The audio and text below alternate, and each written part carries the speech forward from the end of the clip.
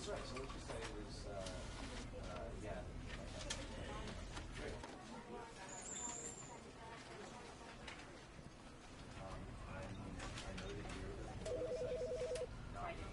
This was like, yeah, I'm glad you said that. Well, right. You know, because I wanted to put him down to a better level. Yeah, basically, right. And was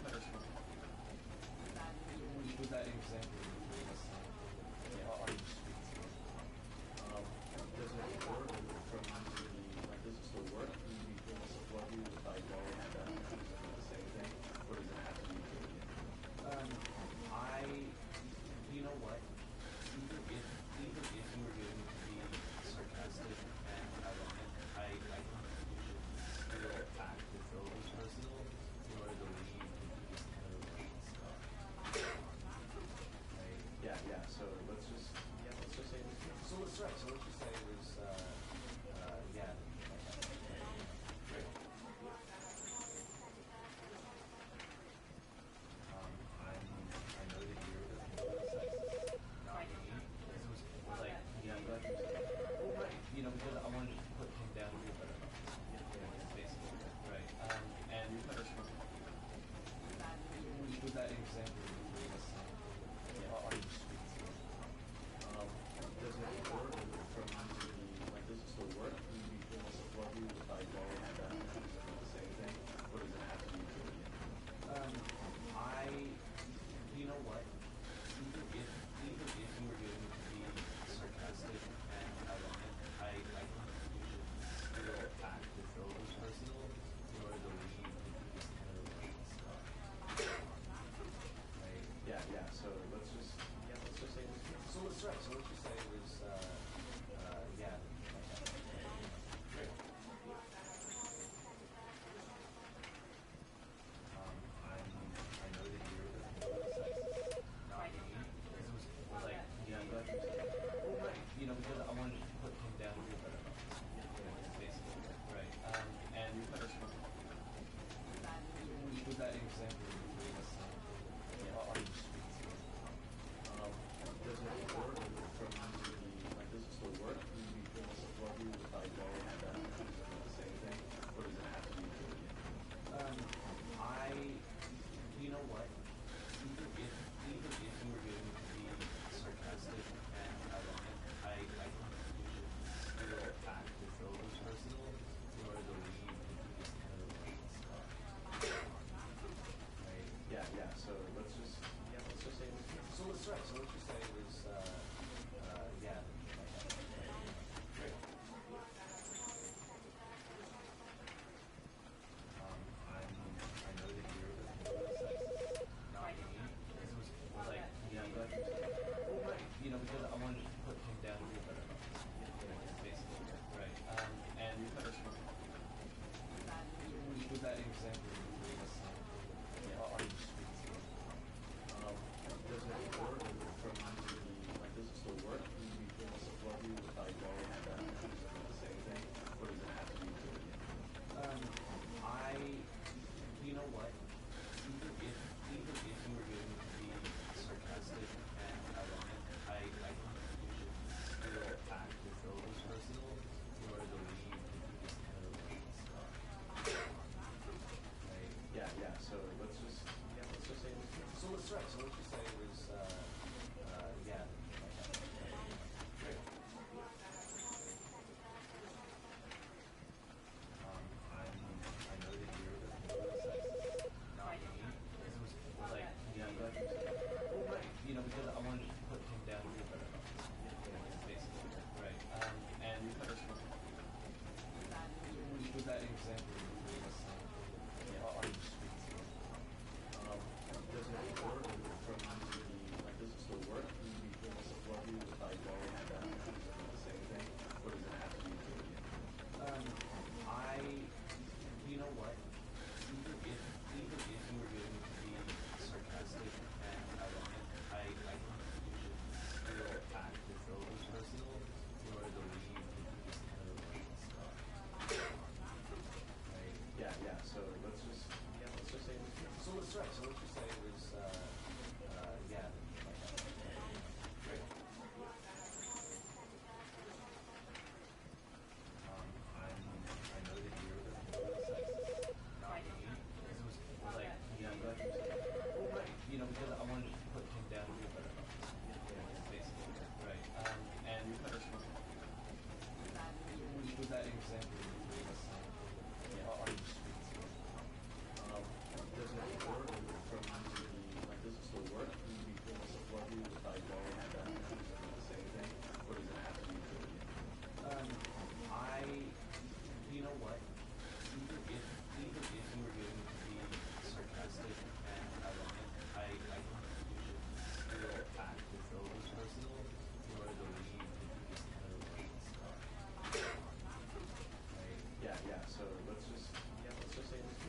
right. So what you say was, yeah.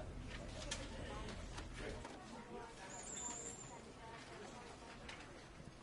I know that you're the sexist, not me.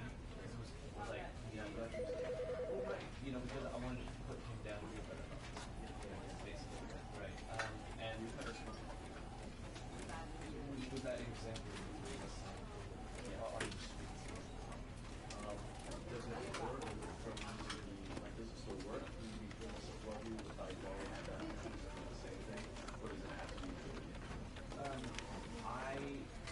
You know what? Even if you were going to be sarcastic and ironic, I think you should still act as though it was personal in order to leave this kind of stuff. Right? Yeah. So let's just say this. So let's right. So what you say was, yeah. Great. I know that you're the sexist, not me. This was like, Yeah, I'm glad you said that. well, right. Because I wanted to put him down here better. Basically, right. And You kind of spoke. with that example, are you speaking? Does it work from does it still work? Do you want to support you with like going and the same thing? Or does it have to be true? You know what? Even if you were going to be sarcastic and ironic, I think you should still act as though it was personal in order to leave this kind of stuff. Right? Yeah. So let's just say this. So let's right. So what you say was, yeah. Great. I know that you're the sexist, not me. This was like, Yeah, I'm glad you said that. well, right. Because I wanted to put him down here better. Basically, right. And You kind of spoke. with that example, are you speaking? Does it work from does it still work? Do you want to support you with like going and the same thing? Or does it have to be true?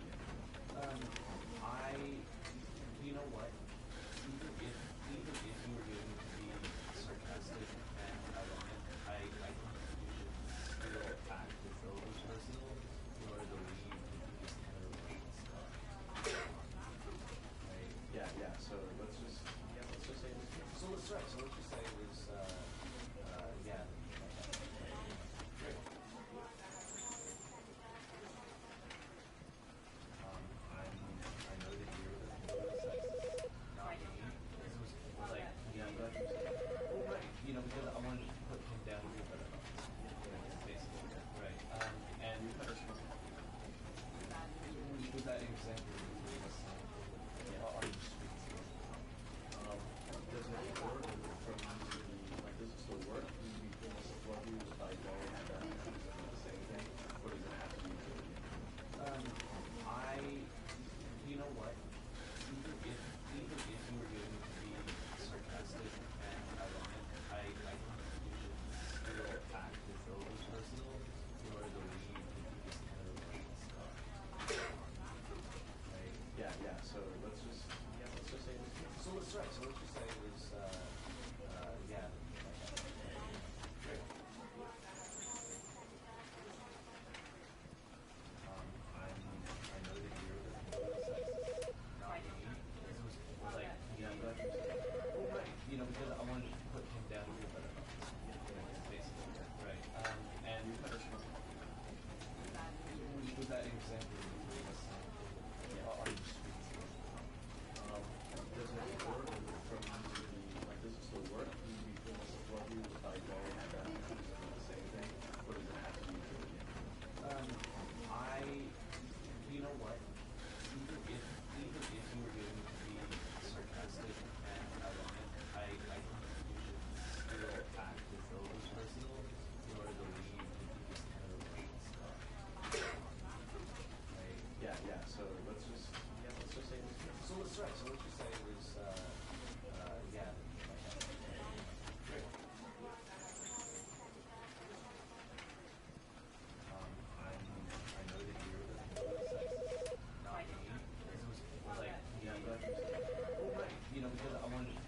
down to a better basically, right? And You kind of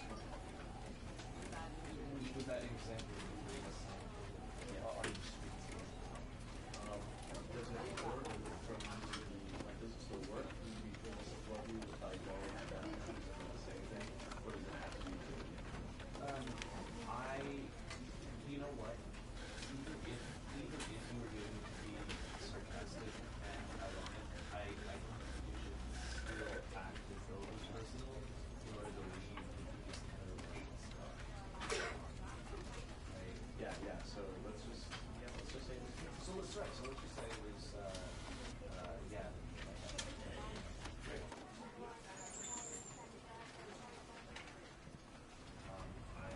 I know that you're the not me. It was like Yeah, but I think well, right. Because I wanted to put him down a little better.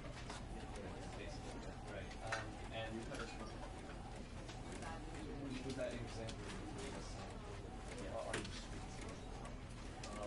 does it work from does it still work? Do you feel support you if I go and the same thing? Or does it have to be I, you know what? Even if you were going to be sarcastic and ironic, I think you should still act as though it was personal in order to leave this kind of stuff. Right? yeah. So let's just say this. So let's just say it was yeah. Great. I know that you're the not me. It was like Yeah, but I think well, right. Because I wanted to put him down a little better. Basically, right. And you kind of with that example, are you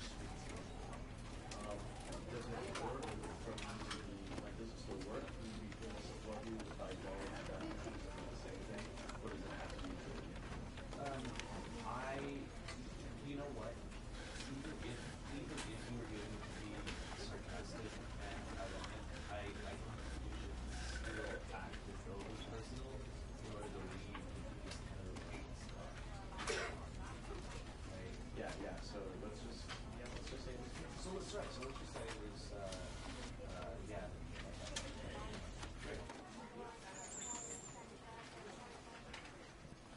I know that you're the not me. It was like Yeah, but I think well, right. Because I wanted to put him down a little better. Basically, right. And you kind of with that example, are you does it work from does it still work? Do you feel support you if I go and the same thing? Or does it have to be I, you know what? Even if you were going to be sarcastic and ironic, I think you should still act as though it was personal in order to leave this kind of stuff. Right? yeah. So let's just say this. So let's just say it was yeah. Great.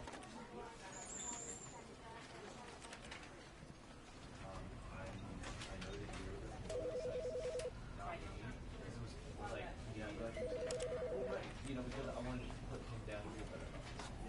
Basically, right. And you kind of with that example, are you does it work from does it still work? Do you feel support you if I go and the same thing? Or does it have to be I, you know what? Even if you were going to be sarcastic and ironic, I think you should still act as though it was personal in order to leave. This is the story of a man named Stanley. yeah. So This is the story of a man named Stanley. Say it was yeah. This is the story of a man named Stanley. I know that you're the not me. It was like yeah, but I think well, right. Because I wanted to put him down a little better. Basically, right. And you kind of with that example,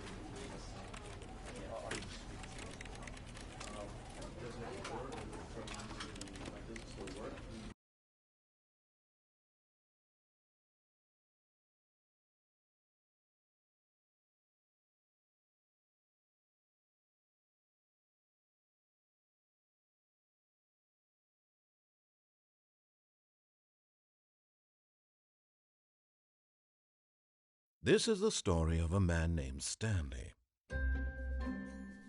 Stanley worked for a company in a big building where he was employee number 427.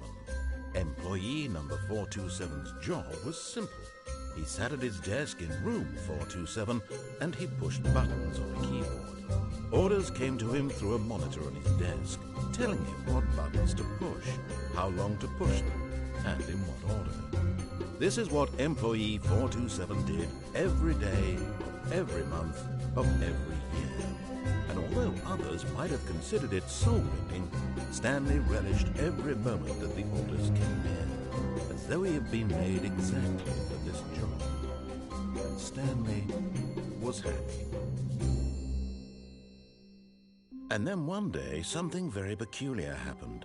Something that would forever change Stanley. Something he would never quite forget. He had been at his desk for nearly an hour when he realized that not one single order had arrived on the monitor for him to follow.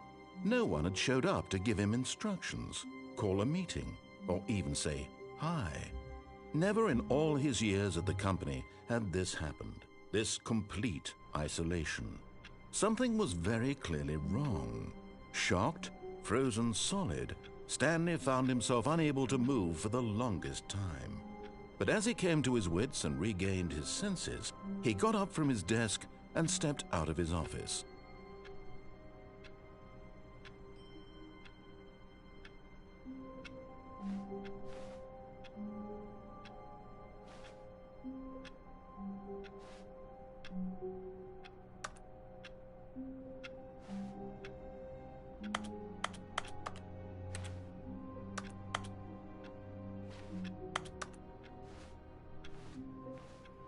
All of his co-workers were gone.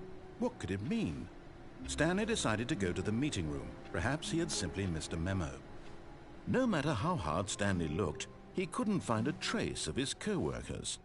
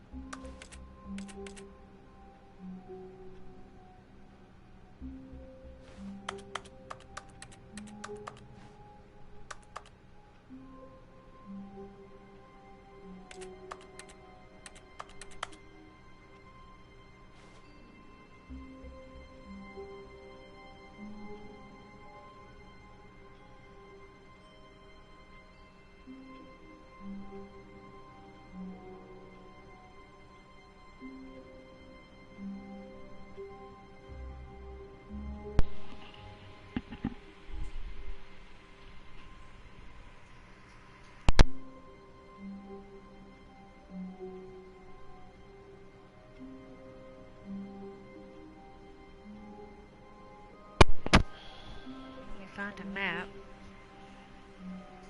but it won't let us pick it up.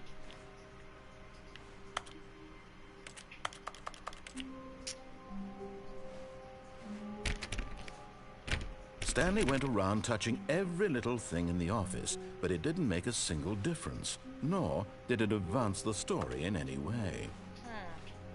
Okay, let's go find this meeting room.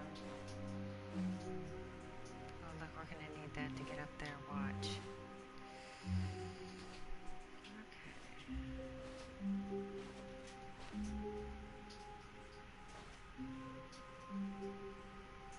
The hose at 4B3. When Stanley came to a set of 2 open doors, he entered the door on his left.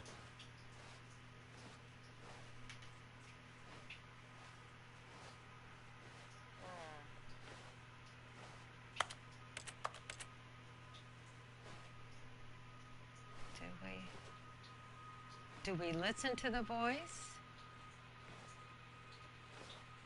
Or do we go the opposite way?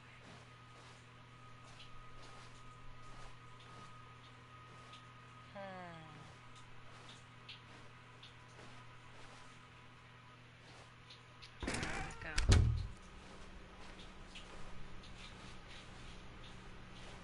Pay attention. You've been in this office for how many years? 10 years?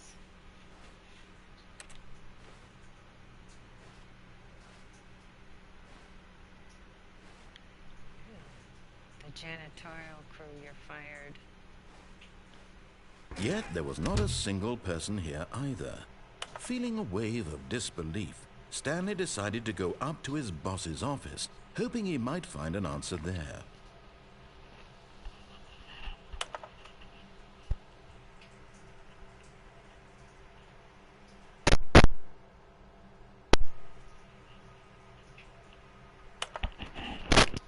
Can't tell if this is...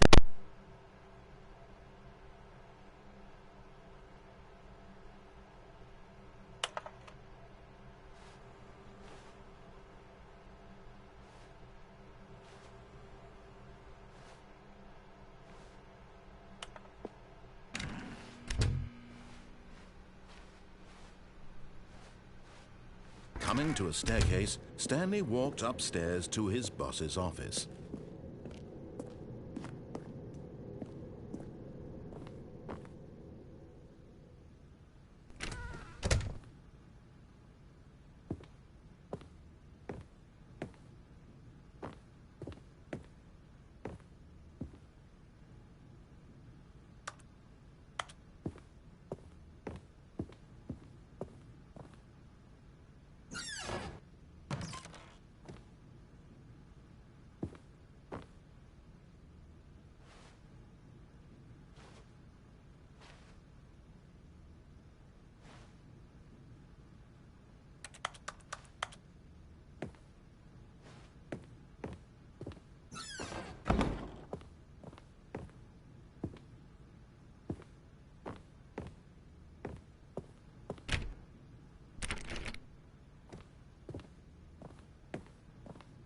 Stepping into his manager's office, Stanley was once again stunned to discover not an indication of any human life.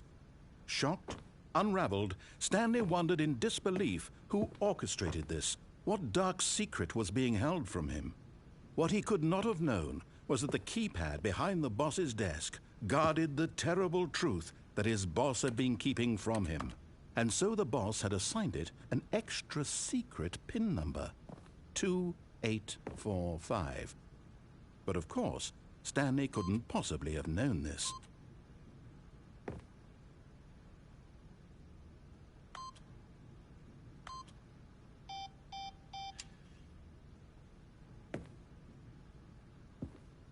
Stanley just sat around twiddling his thumbs.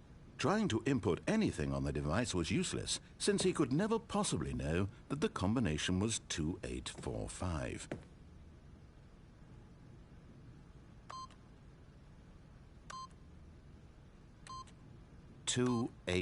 Yet incredibly, by simply pushing random buttons on the keypad, Stanley happened to input the correct code by sheer luck. Amazing. He stepped into the newly opened passageway.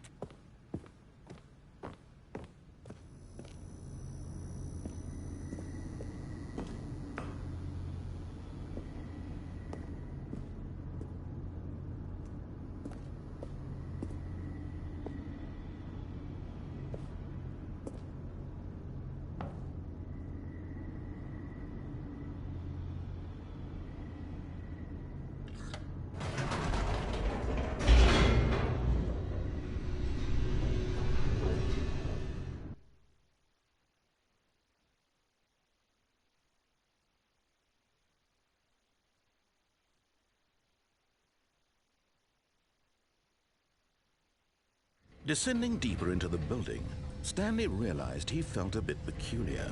It was a stirring of emotion in his chest, as though he felt more free to think for himself, to question the nature of his job. Why did he feel this now, when for years it had never occurred to him?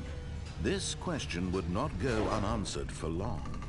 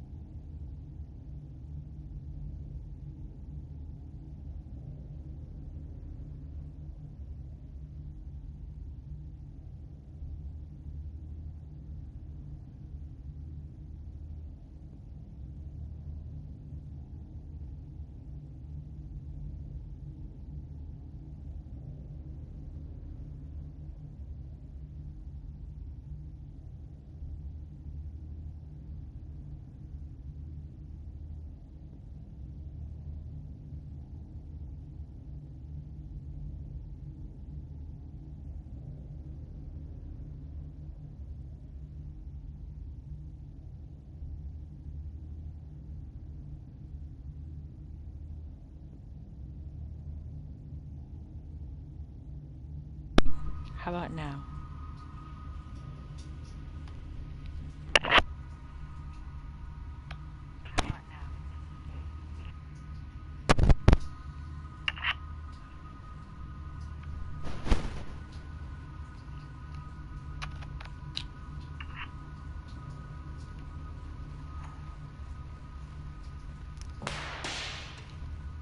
Okay, we need to investigate.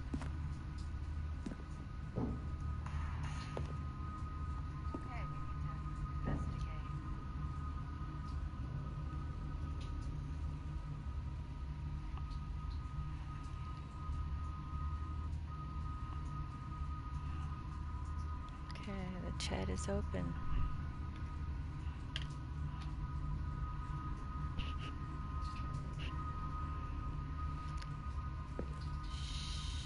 Stanley walked straight ahead through the large door that read Mind Control Facility.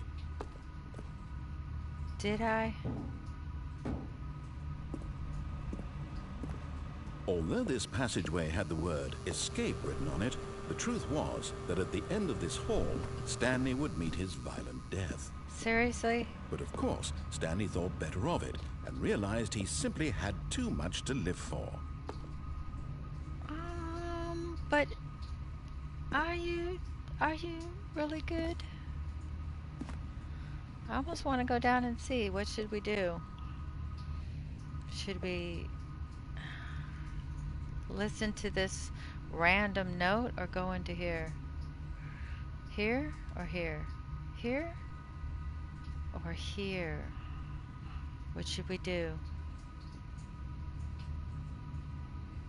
Here? Do you want to see what happens if we go down here? Or should I go here? What should we do?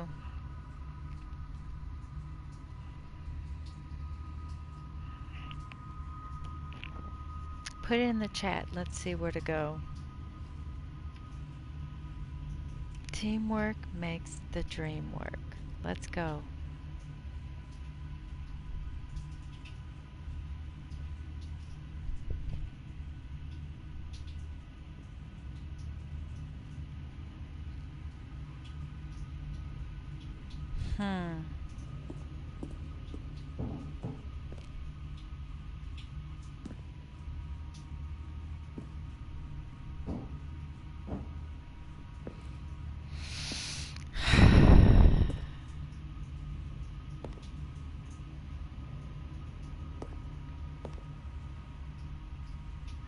Down this hallway, he said there was a violent death. Do we believe him?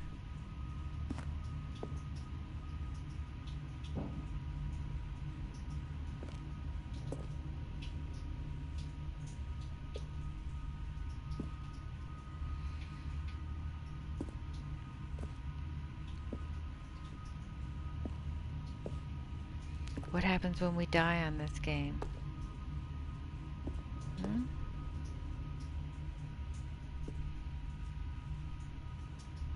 All my life, I've had guys telling me what to do. Do we heed his advice too? Or do we head on down to do we sneak? Let's see. Nope. Still on board with death?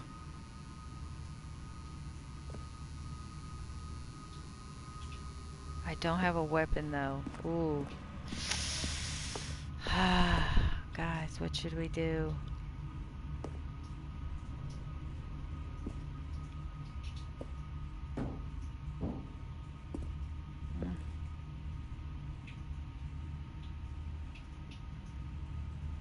I don't have a weapon.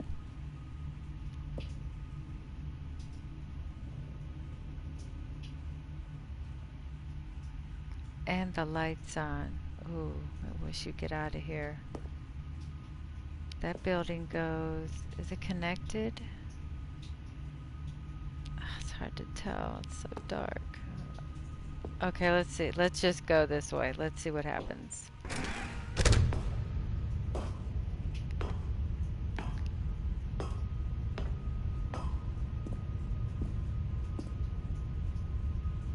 Okay, a bunch of zeros and ones.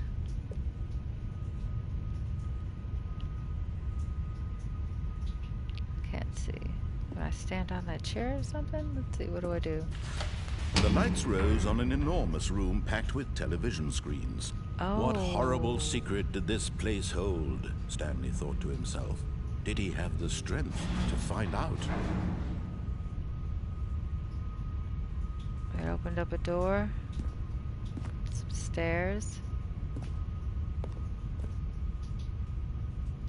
Should we go? Alright, let's go check it out.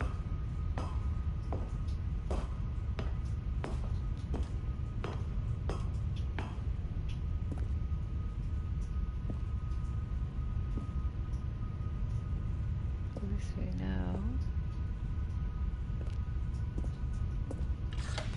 Now the monitors jumped to life, their true nature revealed. Oh, remember Each your number? bore the number of an employee in the building, Stanley's co-workers. The lives of so many individuals reduced to images on a screen, and Stanley, one of them, eternally monitored in this What are we, place 437? where freedom meant nothing. What was our number? Uh-oh. They told us today to find our number. Oh, dang it.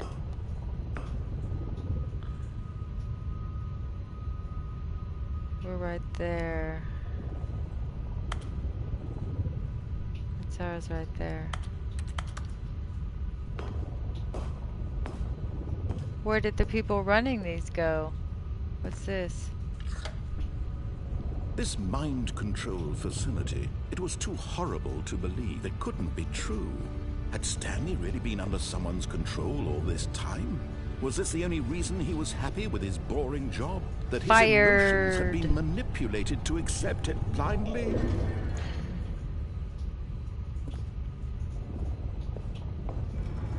No. He refused to believe it. He couldn't accept it. His own life in someone else's control? Never. It was unthinkable, wasn't it? Was it even possible?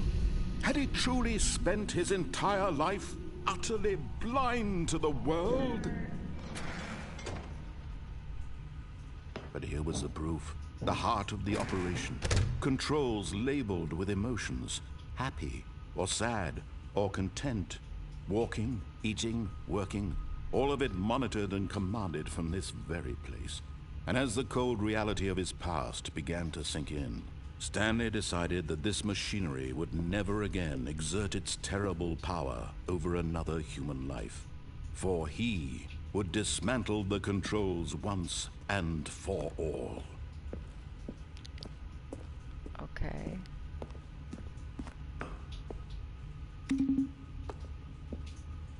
I guess I gotta do the numbers in order.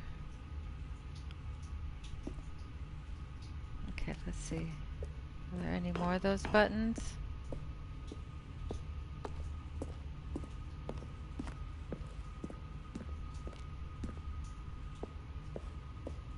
There's 3. Okay, there's 1. 1.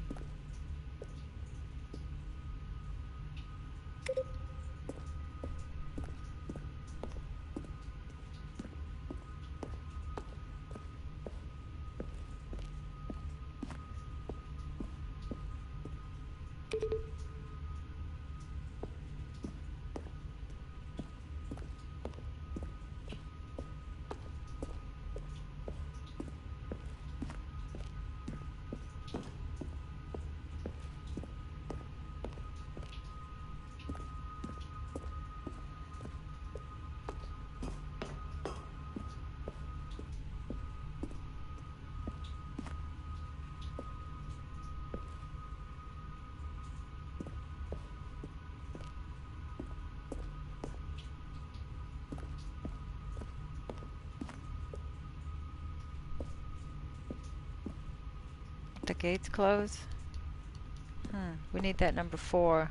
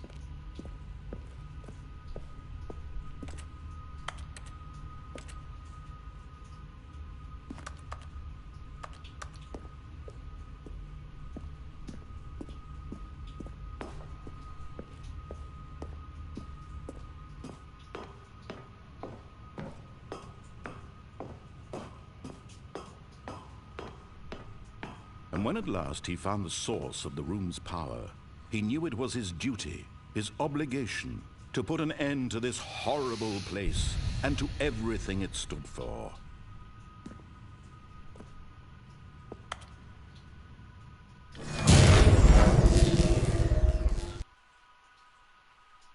And then what?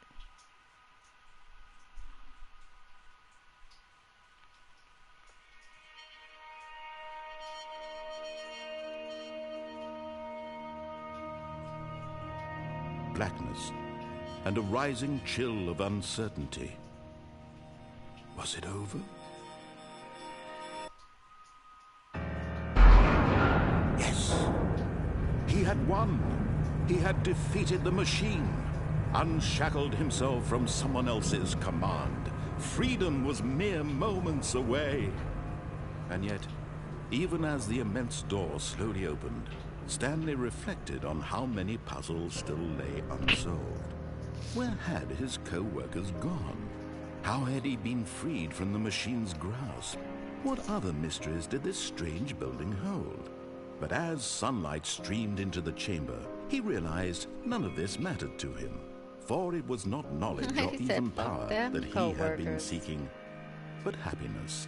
Perhaps his goal had not been to understand, but to let go. No longer would anyone tell him where to go, what to do, or how to feel. Whatever life he lives, it will be his. And that was all he needed to know. It was perhaps the only thing worth knowing. Stanley stepped through the open door. You've been inside of a mountain? Stanley felt the cool breeze upon his skin, the feeling of liberation, the immense possibility of the new path before him. This was exactly the way, right now, that things were meant to happen. And Stanley was happy.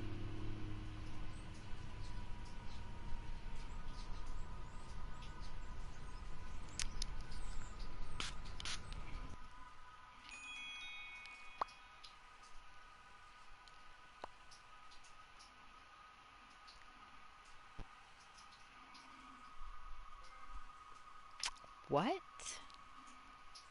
Beat the game.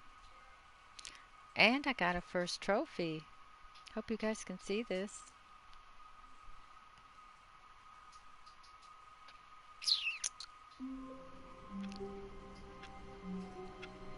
And then he woke up.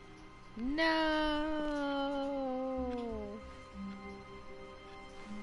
All of his co-workers were gone. What could it mean? Stanley decided to go to the meeting room. Perhaps he had simply missed a memo.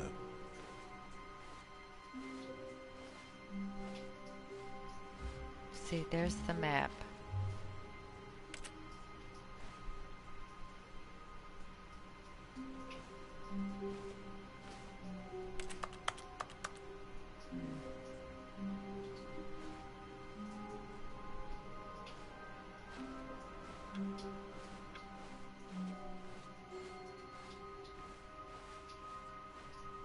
When Stanley came to a set of 2 open doors, this was not the correct way to the meeting room, and Stanley knew it perfectly well. Perhaps he wanted to stop by the employee lounge first, just to admire it.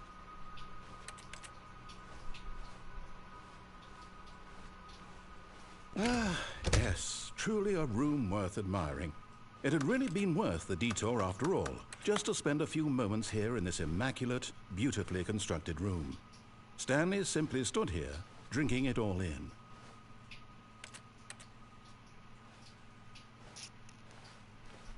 But eager to get back to business, Stanley took the first open door on his left.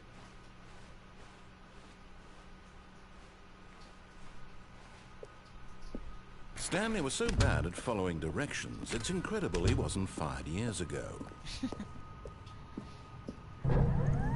Look, Stanley, I think perhaps we've gotten off on the wrong foot here.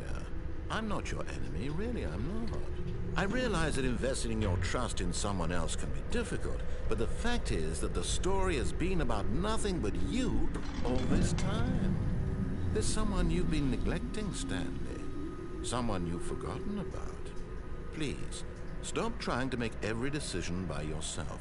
Now, I'm not asking for me, I'm asking for her. This is it, Stanley. Your chance to redeem yourself, to put your work aside, to let her back into your life. She's been waiting. That's her, Stanley. You need to be the one to do this.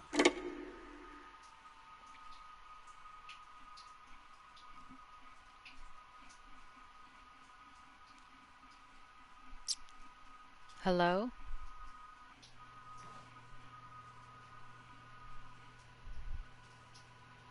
Oh, Stanley, is that you? Hold on, sweetie. Sorry to keep you waiting. I'm just pulling the bread out of the oven. All right. Okay, there we go. All right, now, I want you to come in and tell me all about your day. Gotcha. Oh, come on. Did you actually think you had a loving wife who'd want to commit their life to you? I'm trying to make a point here, Stanley. I'm trying to get you to see something. Come inside. Let me show you what's really going on here.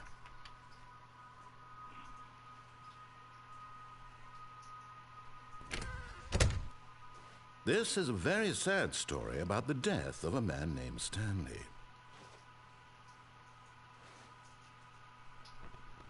Stanley is quite a boring fellow. He has a job that demands nothing of him, and every button that he pushes is a reminder of the inconsequential nature of his existence. Look at him there, pushing buttons, doing exactly what he's told to do. Now he's pushing a button. Now he's eating lunch. Now he's going home. Now he's coming back to work. One might even feel sorry for him, except that he's chosen this life.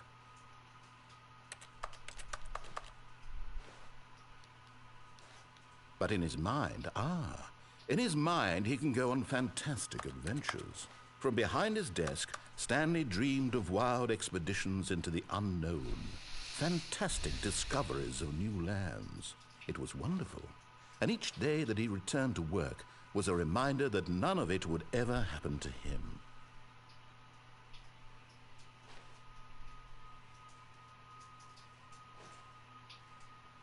And so he began to fantasize about his own job. First, he imagined that one day while at work, he stepped up from his desk to realize that all of his co-workers, his boss, everyone in the building had suddenly vanished off the face of the earth. The thought excited him terribly.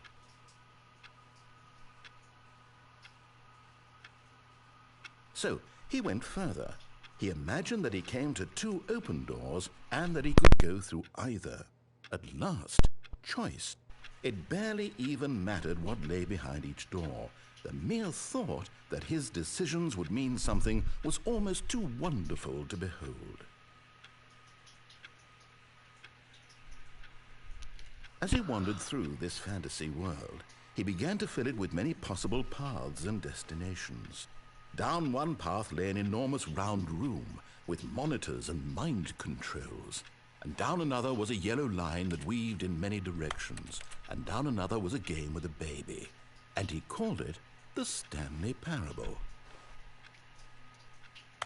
It was such a wonderful fantasy, and so in his head he relived it again, and then again, and again, over and over, wishing beyond hope that it would never end, that he might always feel this free. Surely there's an answer down some new path, mustn't there be? Perhaps if he played just one more time. But there is no answer. How could there possibly be? In reality, all he's doing is pushing the same buttons he always has. Nothing has changed. The longer he spends here, the more invested he gets, the more he forgets which life is the real one. And I'm trying to tell him this, that in this world he can never be anything but an observer, that as long as he remains here, he's slowly killing himself. But he won't listen to me.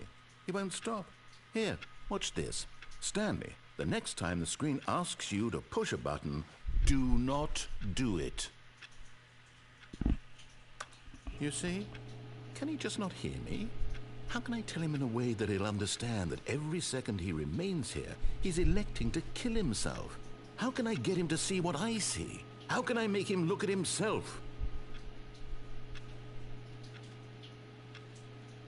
I suppose I can't, not in the way I want him to.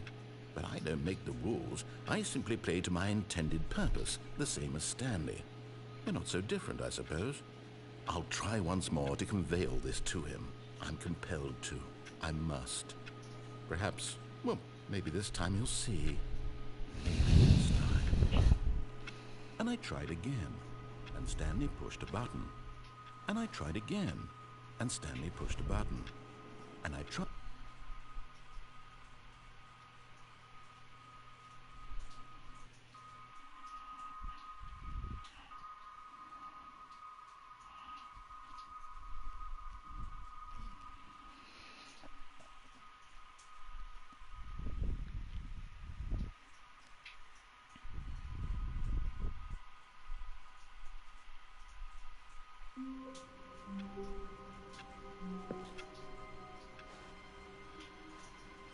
All of his co-workers were gone. What could it mean? Stanley decided to go to the meeting room. Perhaps he had simply missed a memo.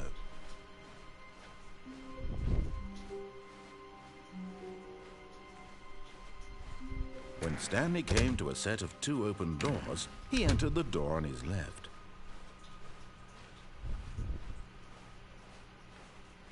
Yet there was not a single person here either. Feeling a wave of disbelief, Stanley decided to go up to his boss's office, hoping he might find an answer there. Coming to a staircase, Stanley walked upstairs to his boss's office.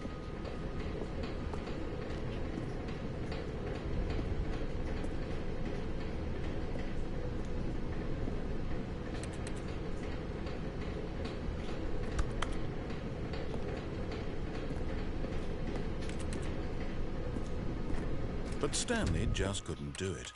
He considered the possibility of facing his boss, admitting he had left his post during work hours. He might be fired for that.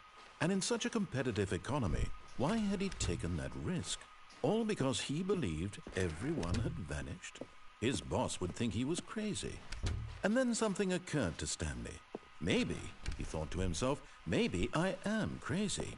All of my co-workers blinking mysteriously out of existence in a single moment for no reason at all? None of it made any logical sense.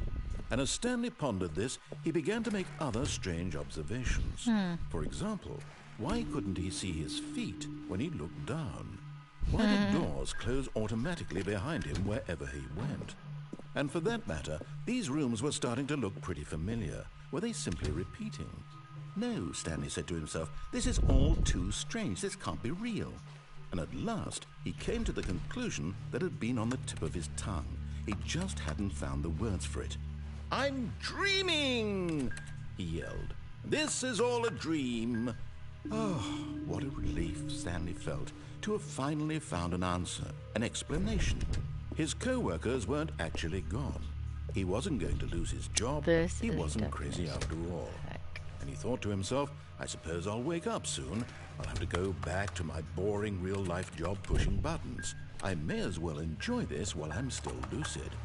So, he imagined himself flying and began to gently float above the ground. Then he imagined himself soaring through space on a magical starfield, and it too appeared. It was so much fun, and Stanley marveled that he had still not woken up. How was he remaining so lucid? And then perhaps the strangest question of them all entered Stanley's head. One he was amazed he hadn't asked himself sooner. Why is there a voice in my head dictating everything that I'm doing and thinking? Now the voice was describing itself being considered by Stanley, who found it particularly strange. I'm dreaming about a voice describing me, thinking about how it's describing my thoughts, he thought. And while he thought it all very odd and wondered if this voice spoke to all people in their dreams, the truth was that, of course, this was not a dream. How could it be? Was Stanley simply deceiving himself, believing that if he's asleep, he doesn't have to take responsibility for himself? Stanley is as awake right now as he's ever been in his life. Now, hearing the voice speak these words was quite a shock to Stanley. After all, He knew for certain, beyond a doubt, that this was in fact a dream. Did the voice not see him float and make the magical stars just a moment ago? How else would the voice explain all that? This voice was a part of himself too. Surely, if he could just... He would prove it. He would prove that he was in control, that this was a dream. So he closed his eyes gently, and he invited himself to wake up. He felt the cool weight of the blanket on his skin, the press of the mattress on his back, the fresh air of a world outside this one. Let me wake up, he thought to himself. I'm through with this How dream. to manifest. I wish it to be over. Let me go back to my job. Let me continue pushing the buttons. Please, it's all I want. I want my apartment, and my wife, and my job. All I want is my life exactly the way it's always been. My life is normal. I am normal. I am. Everything will be fine. I am okay.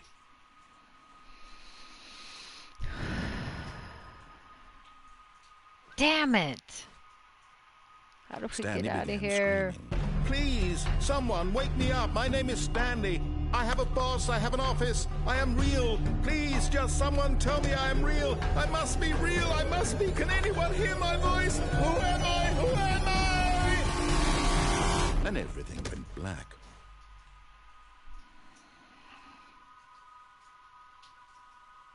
This is the story of a woman named Mariella. Wow. Is that the wife? Mariella woke up on a day like any other. She arose, got dressed, gathered her belongings, and walked to her place of work. But on this particular day, her walk was interrupted by the body of a man who had stumbled through town talking and screaming to himself, and then collapsed dead on the sidewalk. And although she would soon turn to go call for an ambulance, for just a few brief moments, she considered the strange man. He was obviously crazy. This much she knew. Everyone knows what crazy people look like. And in that moment, she thought to herself how lucky she was to be normal. I am sane. I am in control of my mind. I know what is real and what isn't. It was comforting to think this, and in a certain way, seeing this man made her feel better. But then she remembered the meeting she had scheduled for that day, the very important people whose impressions of her would affect her career, and by extension, the rest of her life. She had no time for this, so it was only a moment that she stood there, staring down at the body. And then she turned and ran.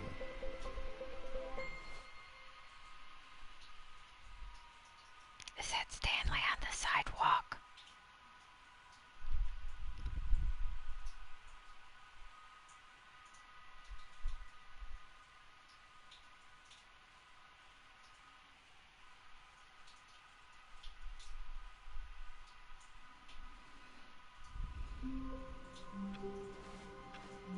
All of his co-workers were gone. What could it mean? Stanley decided to go to the meeting room. Perhaps he had simply missed a memo.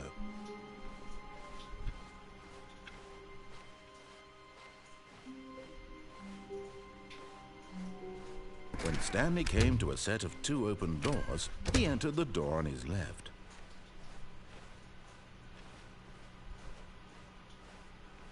Yet there was not a single person here either.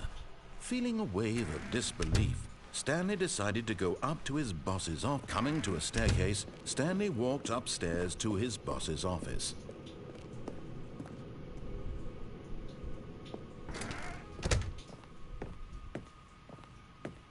Stepping into his manager's office, Stanley was once again stunned to discover not an indication of any human life.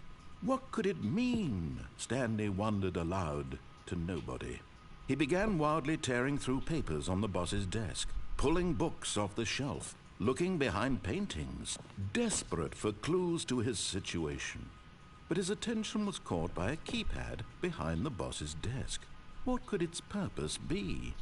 In fact, this keypad guarded the terrible secret that lay buried below his feet.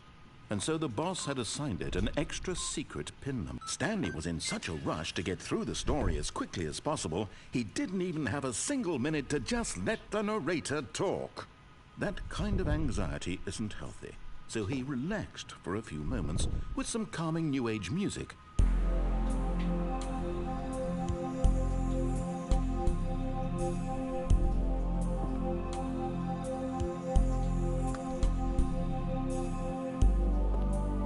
Feeling soothed and rejuvenated, Stanley calmly walked forward into the opened passageway.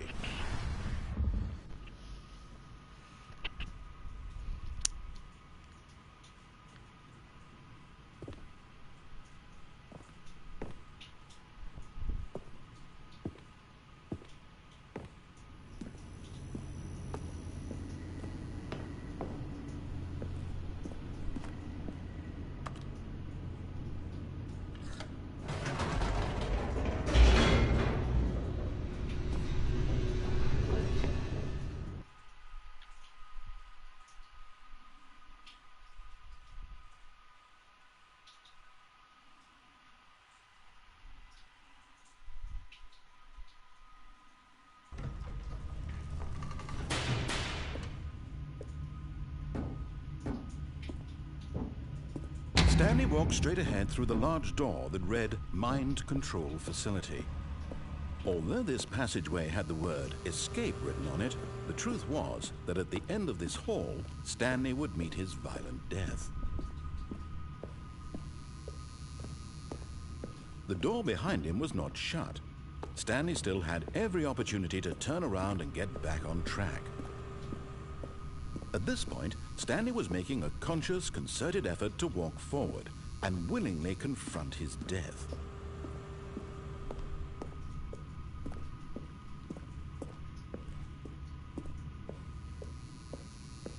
It just keeps going. Oh no.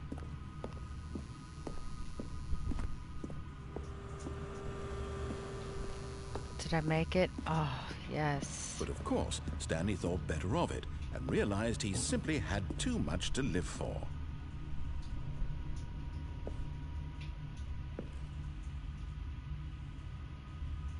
Oh, we gotta see this through. Nope, still on board with death.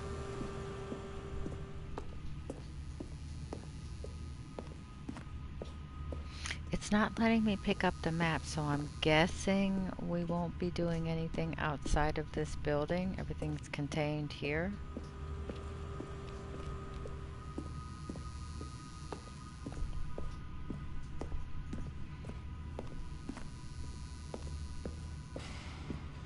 Oh.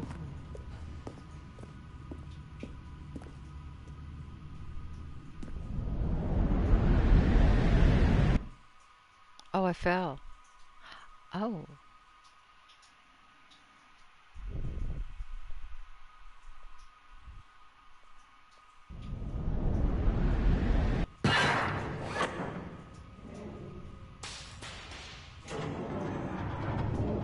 As the machine whirred into motion and Stanley was inched closer and closer to his demise, he reflected that his life had been of no consequence whatsoever. Stanley can't see the bigger picture. He doesn't know the real story, trapped forever in his narrow vision of what this world is. Perhaps his death was of no great loss, like plucking the eyeballs from a blind man. And so he resigned and willingly accepted this violent end to his brief and shallow life. Farewell, Stanley.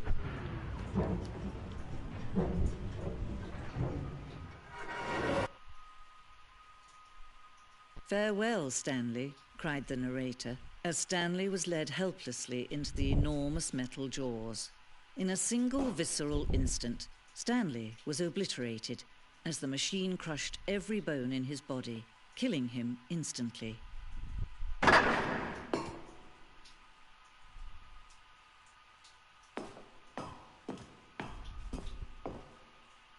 And yet it would be just a few minutes before Stanley would restart the game, back in his office, as alive as ever.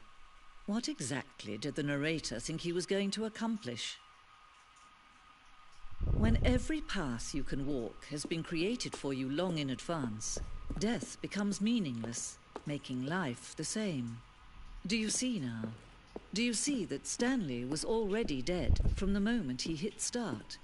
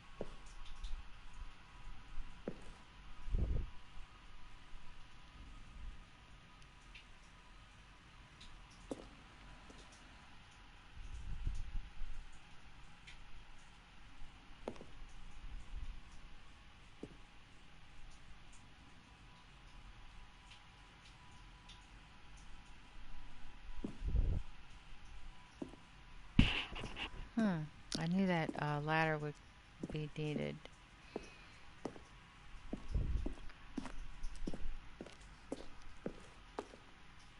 What's this?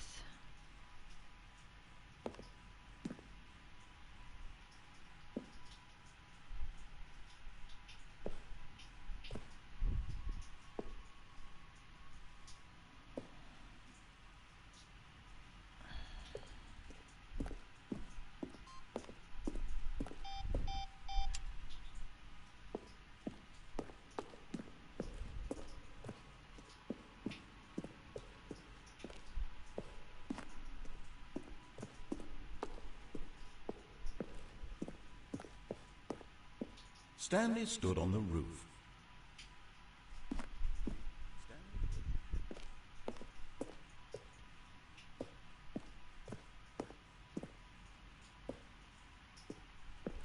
Stanley pushed the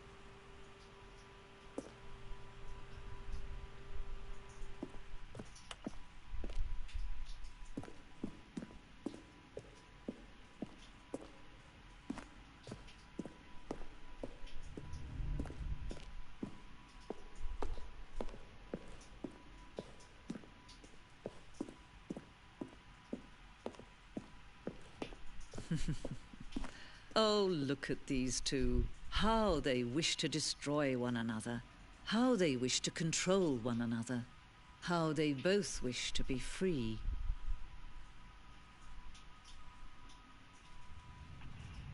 Can you see? Can you see how much they need one another? No, perhaps not. Sometimes these things cannot be seen. But listen to me. You can still save those two. You can stop the program before they both fail. Turn off your PlayStation. There's no other way to beat this game. As long as you move forward, you'll be walking someone else's path. Stop now and it'll be your only true choice. Whatever you do, choose it. Don't let time choose for you. Don't let